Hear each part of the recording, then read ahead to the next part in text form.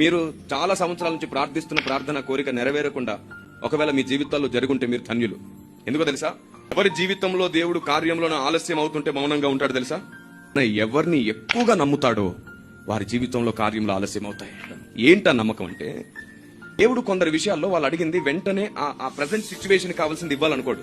దేవుడు వాళ్ళని ఎంత నమ్ముతాడంటే, వీళ్ళైతేనే దీన్ని ఓర్చుకుని సహించి కూడా నన్ను ప్రేమించడమే కాదు, సాతాన్ని ఓడించడమే కాకుండా అందరినీ బలపరచగల శక్తి వీళ్ళకే ఉంది అని దేవుడు కొందరిని నమ్ముతాడు.